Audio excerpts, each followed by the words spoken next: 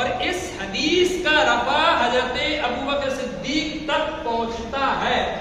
تو حضور نے فرما دیا کہ تم پر میری اور میرے خلفائے راشدین کی سنت پر عمل کرنا لازم اور ضروری ہے. یعنی حضور نے اس میں یہ بتایا اس حدیث میں کہ اگر جب صدیق نے چوم لیا ہے، صدیق اکبر نے جب چوم لیا ہے، اور یہ حدیث صدیق اکبر کی علامت عمل پر جب دلالت کر رہی ہے، تو اگر تم بھی ایسا عمل کرو گے تو یہ سمجھ لو تم بھی کامیاب ہو. اور صدیق کی سنت پر عمل کر لیا تو سمجھ لو محمد رسول اللہ کی سنت پر عمل کر لیا. اس کے علاوہ حضرت علامہ سید العلماء طحاوی رحمۃ اللہ تعالی علیہ نے علامہ شامی کی طرح لکھنے کے بعد فرمایا تھا کہ وذکر الدیلمی فی الفردوس من حدیث ابی بکر صدیق رضی اللہ عنہ، من حدیث ابی بکر صدیق رضی اللہ عنہ مرفوع المصارعین بباطن انملة السبابتین بعد تقبیلہما عند قول المؤذن اشہد ان محمد رسول اللہ وقال اشہد ان محمد عبدہ ورسولہ رضیت باللہ ربا وبالاسلام دینا وبمحمد صلی اللہ علیہ وسلم نبیا حلت له شفاعتی قضی ربی عن الخضر علیہ الصلوۃ والسلام یعمل بی عزیزان محمد رضی اللہ عنہ. کیا کہتے ہیں کہ دیلمی نے کتاب الفردوس کے اندر حضرت ابو بکر کی اس حدیث کو نقل کیا ہے کہ میرے اور آپ کے آقا صلی اللہ علیہ وسلم نے ارشاد فرمایا کہ جب کوئی مؤذن اشہد ان محمد رسول اللہ کہے تو دونوں ہاتھوں کو انگوٹھے کے دونوں ناخنوں کو چومو اور چومنے کے بعد آنکھوں سے لگاؤ اور لگانے کے بعد اشہد ان محمدا عبدہ ورسولہ رضیت باللہ ربا وبالاسلام دینا وبمحمد صلی اللہ علیہ وسلم نبیا کہے تو میرے آقا فرماتے ہیں کہ اس کے لیے میری شفاعت حلال ہو گئی.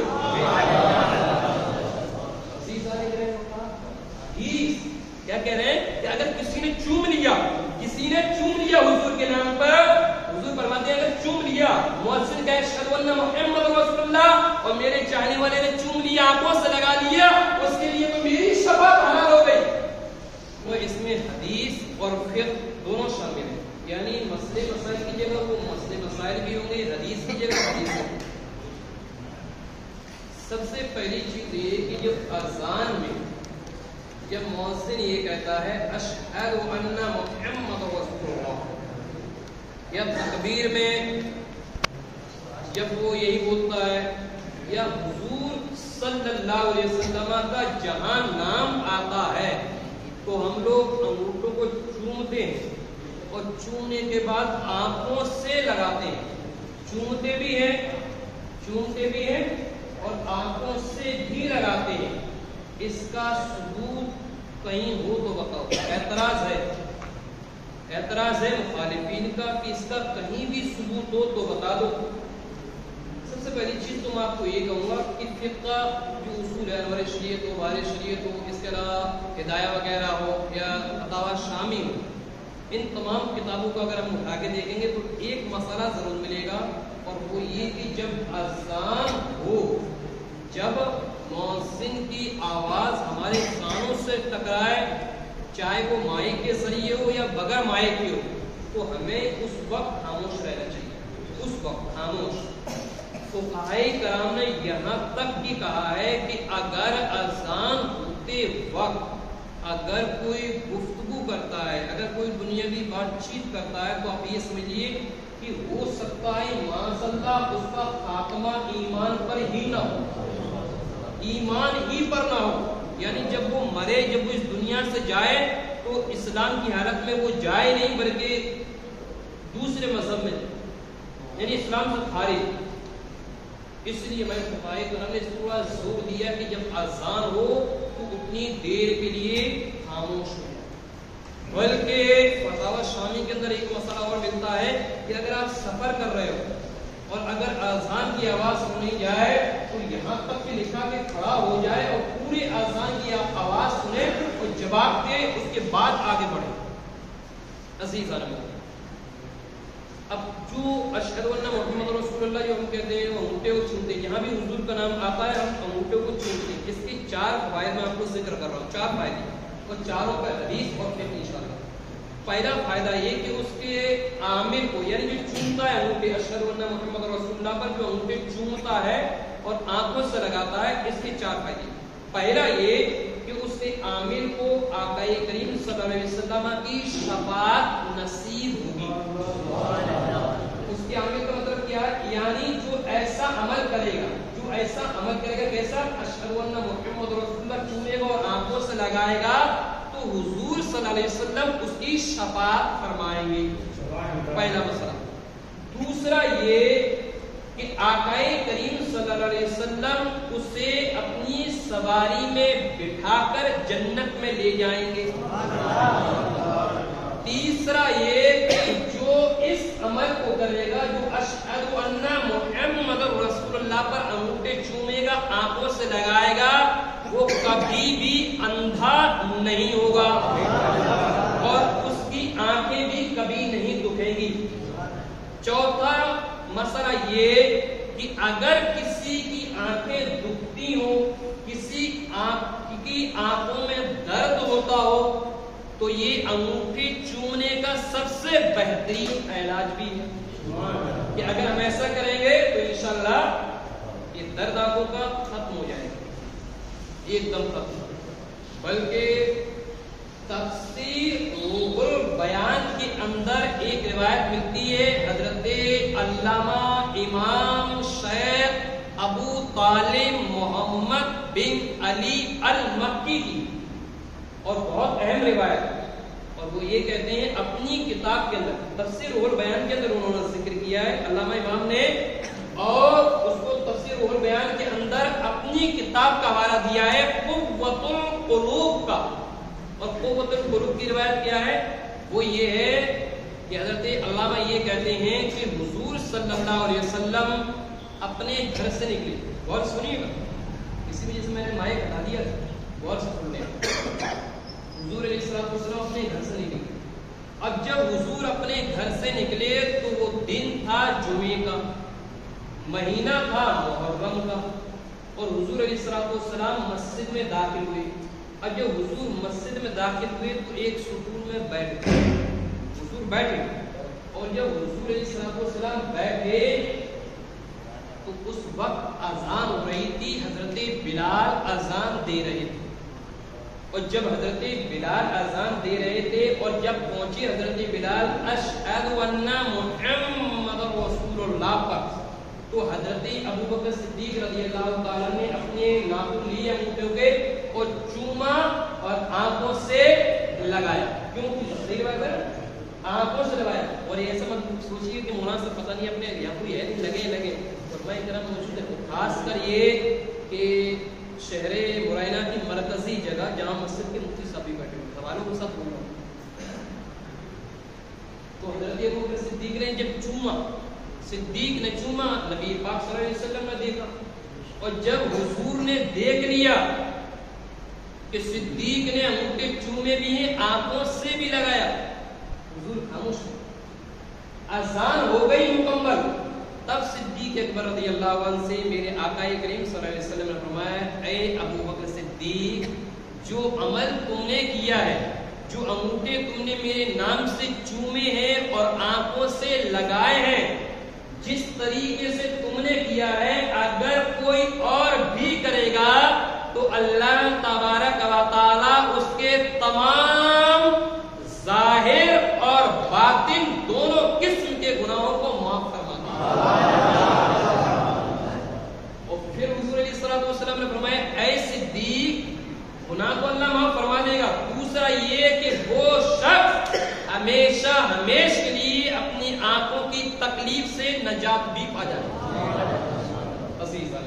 یہ روایت، اور جب اس روایت کو حضرت ملا علی قاری علیہ رحمت الباری نے جب روایت کو پڑھا تو اپنی کتاب موضوعات کبیر کے اندر انہوں نے ذکر کیا اسی عمل کو. حضرت مولا علی قاری علیہ رحمۃ اللہ باری موضوعات کبیر کے اندر ارشاد فرماتے ہیں اذا ثبت رفع الى الصدیق رضی اللہ تعالی عنہ فیکفی للعمل به لقول علیہ الصلوۃ والسلام علیکم بسنتی وسنت الخلفاء الراشدین. حضرت مولا علی قاری کہتے ہیں کہ جب اس سنت کو یعنی جو ذکر ہوا ہے حدیث میں اگر کوئی اس پہ عمل کرے گا اور اس حدیث کا رفع حضرت ابو بکر صدیق تک پہنچتا ہے تو حضور نے فرما دیا کہ تم پر میری اور میرے خلفائے راشدین کی سنت پر عمل کرنا لازم اور ضروری ہے. یعنی حضور نے اس میں یہ بتایا ہے اس حدیث میں کہ اگر جب صدیق نے چوم لیا ہے, صدیق اکبر نے جب چوم لیا ہے اور یہ حدیث صدیق اکبر کی علامت عمل پر جب دلالت کر رہی ہے تو اگر تم بھی ایسا عمل کرو گے تو یہ سمجھ لو تم بھی کامیاب ہوگے. اور صدیق کی سنت پر عمل کر لیا تو سمجھ لو محمد رسول اللہ کی سنت پر عمل کر لیا. اس کے علاوہ حضرت علامہ سید العلماء طحاوی رحمۃ اللہ تعالی علیہ نے علامہ شامی کی طرح لکھنے کے بعد فرمایا تھا کہ وذکر الدیلمی فی الفردوس من حدیث ابی بکر صدیق رضی اللہ عنہ من حدیث ابی بکر صدیق رضی اللہ عنہ مرفوع المصارعین بباطن انملة السبابتین بعد تقبیلہما عند قول المؤذن اشہد ان محمد رسول اللہ وقال اشہد ان محمد عبدہ ورسولہ رضیت باللہ ربا وبالاسلام دینا وبمحمد صلی اللہ علیہ وسلم نبیا حلت له شفاعتی قضی ربی عن الخضر علیہ الصلوۃ والسلام یعمل بی. عزیزان محمد علامہ طحاوی کیا کہتے ہیں کہ دیلمی نے کتاب الفردوس کے اندر حضرت ابو بکر کی اس حدیث کو نقل کیا ہے کہ میرے اور آپ کے آقا صلی اللہ علیہ وسلم نے ارشاد فرمایا کہ جب کوئی مؤذن اشہد ان محمد رسول اللہ کہے تو دونوں ہاتھوں کو انگوٹھے کے دونوں ناخنوں کو چومو اور چومنے کے بعد آنکھوں سے لگاؤ اور لگانے کے بعد اشہد ان محمدا عبدہ ورسولہ رضیت باللہ ربا وبالاسلام دینا وبمحمد صلی اللہ علیہ وسلم نبیا کہے تو میرے آقا فرماتے ہیں کہ اس کے لیے میری شفاعت حلال ہو گئی.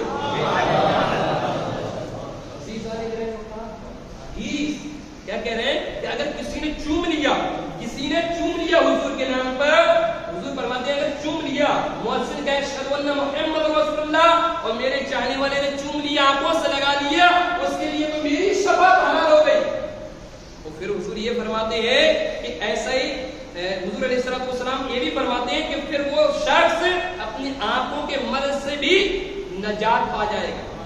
اور اسی طریقے سے حضرت خضر علیہ الصلوۃ والسلام کی بھی یہ روایت ملتی ہے. عزیزان محترم ان تمام روایتوں سے کیا ثابت ہوا؟ ثابت یہ ہوا کہ جب حضور علیہ الصلوۃ والسلام کا جب نام سنو تو چومو محبت سے چومو, چومنے کے بعد آنکھوں سے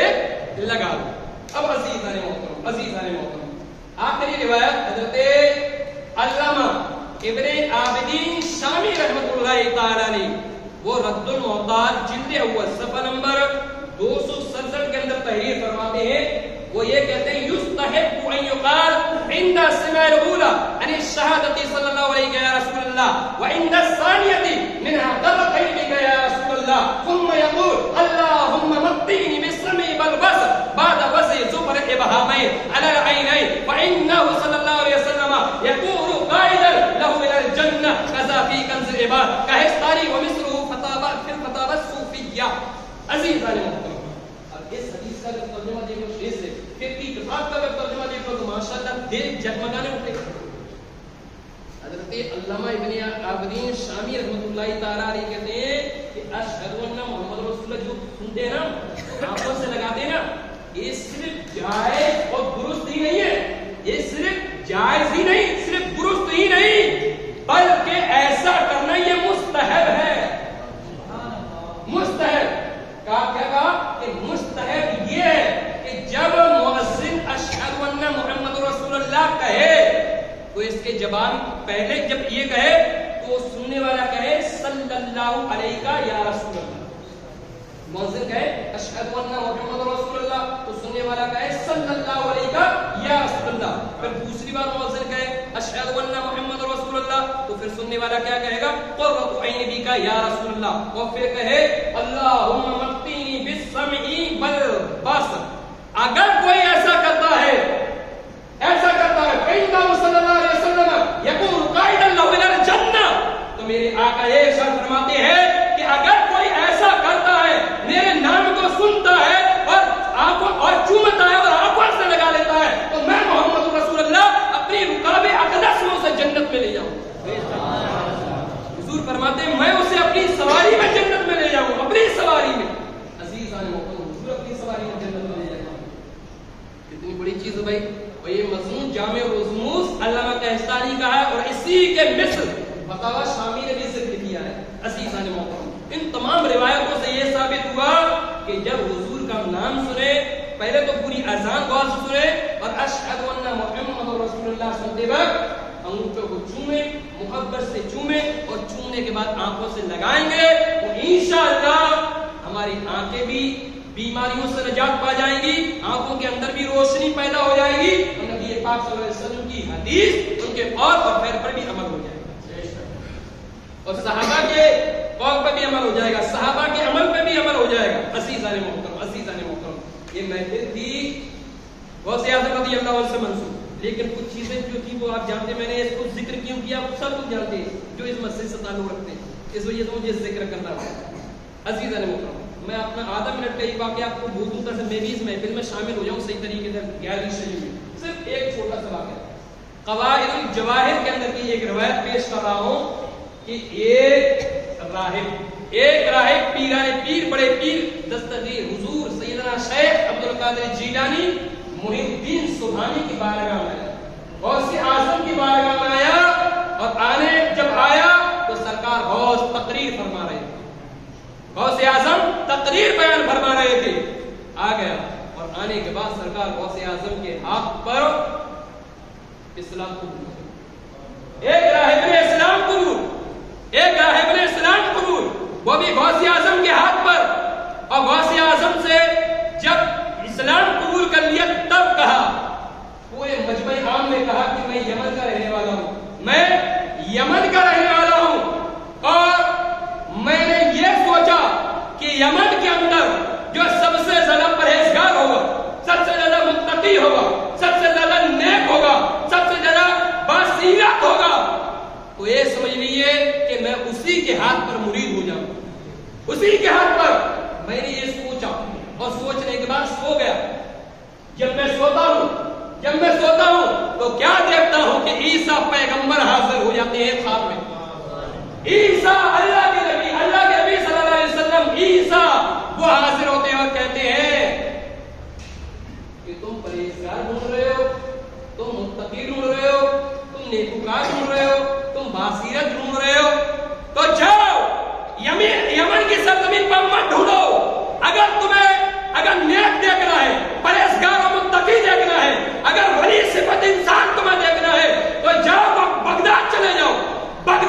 جاؤ، اور میرے بعد جو نبی آئیں گے محمد رسول اللہ، انہی کی اولاد ہوگی، انہی کا بیٹا ہوگا جس کا نام غوث اعظم ہوگا، جاؤ بغداد کی سرزمین پر چلے جاؤ اور ان کے ہاتھوں پر اسلام تم قبول کرو، ان کے ہاتھوں پر تم اسلام قبول کرو، اس لیے تم سے زیادہ پرہیزگار یمن پوری دنیا کے اندر ان سے زیادہ پرہیزگار کوئی ہے ہی نہیں۔